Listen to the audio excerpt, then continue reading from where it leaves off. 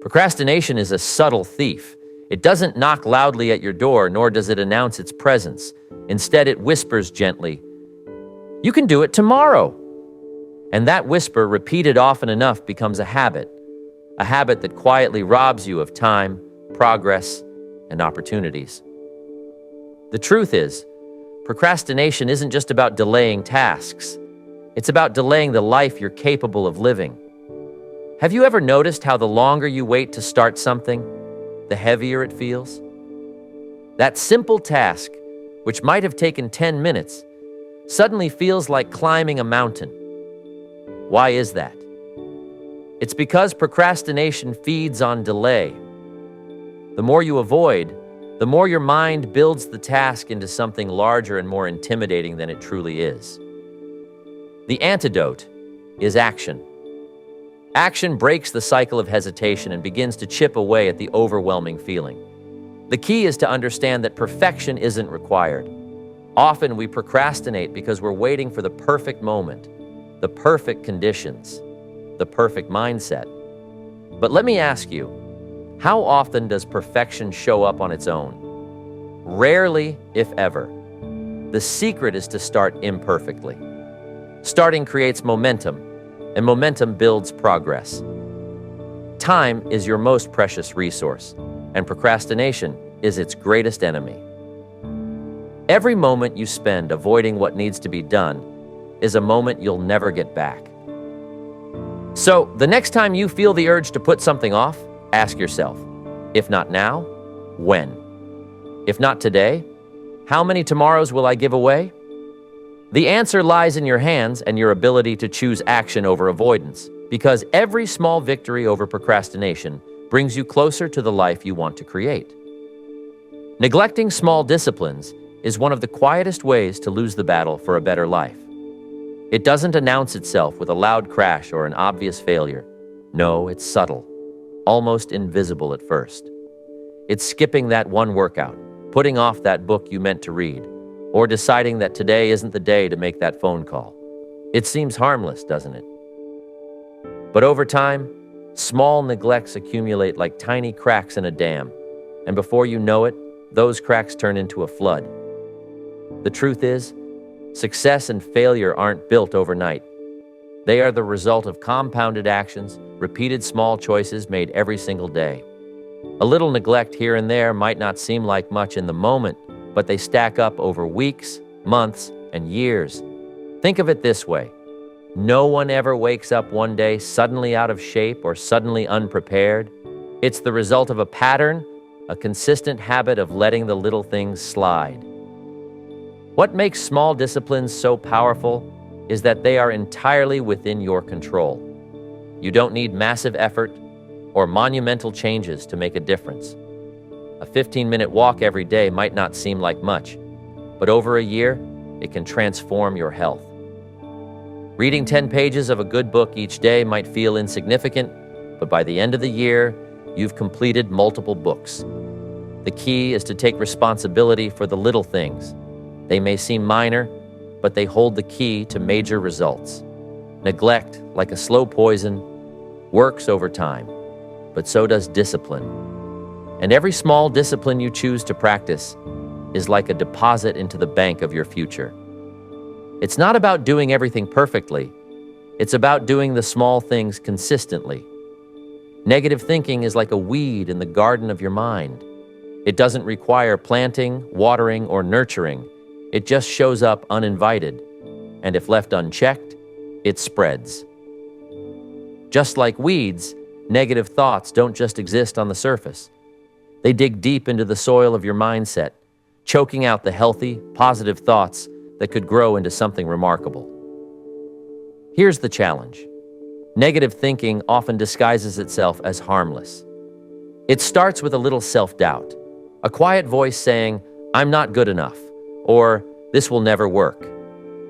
But over time, those small thoughts turn into beliefs, and those beliefs shape your actions, or worse, your inaction. It's a cycle.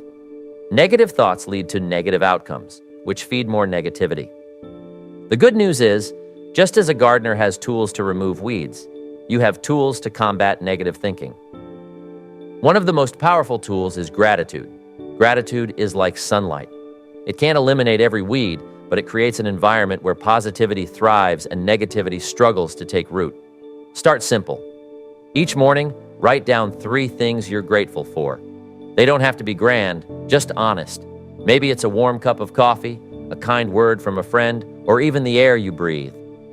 Gratitude shifts your focus from what's wrong to what's right. Another tool is awareness. Pay attention to the language you use with yourself. Are you saying things like "I can't" or "I'll never"? Replace those words with "I can try" or "I'm learning." Small shifts in language lead to big shifts in mindset. Remember, the battle against negativity is ongoing.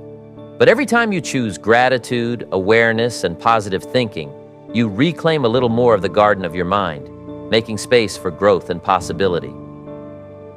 Excuses are clever little things. They sound reasonable, feel justified, and let us off the hook. They're the stories we tell ourselves to avoid discomfort or responsibility.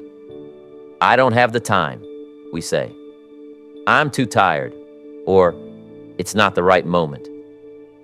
Each excuse feels harmless in the moment, but here's the truth. Excuses are like walls. Every time you use one, you build a barrier between where you are and where you could be. Why do we lean on excuses? Because they're easy. They protect us from facing fear, failure, or even success. But what we often don't realize is that excuses don't solve the problem. They simply delay it. The task doesn't disappear because you've justified avoiding it. The opportunity doesn't wait because you've convinced yourself you're not ready. What's worse? The more excuses you make, the more they start to define you. They become a habit, and habits shape your life. The first step to breaking the cycle is recognition. You have to catch yourself in the act.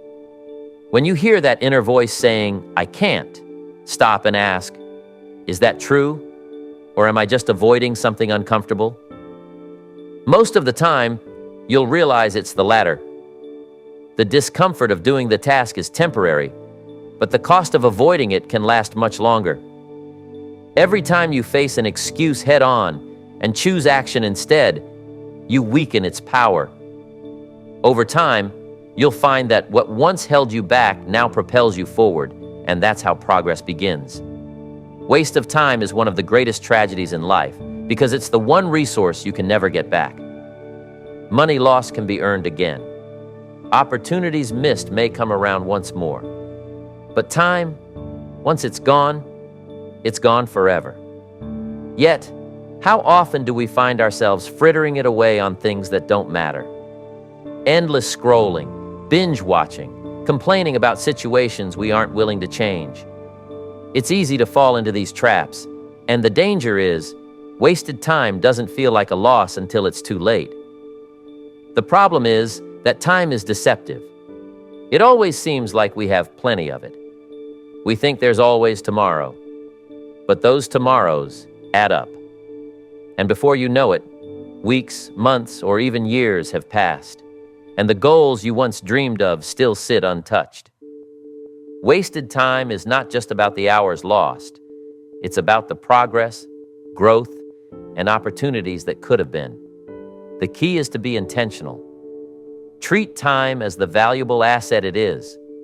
Ask yourself, is what I'm doing right now moving me closer to my goals or further away? If the answer is no, it's time to refocus. It's not about working every minute or eliminating relaxation. It's about replacing unproductive habits with meaningful actions. A single focused hour can accomplish more than an entire day spent aimlessly. Another secret is planning. A clear plan for your day helps you prioritize what matters most. When you know what needs to be done, distractions lose their power. And at the end of each day, take a moment to reflect. Did you use your time wisely? If not, don't beat yourself up. Learn from it. Make tomorrow better. Because the truth is, how you use your time today determines the life you'll live tomorrow. Time is your canvas. Paint it wisely.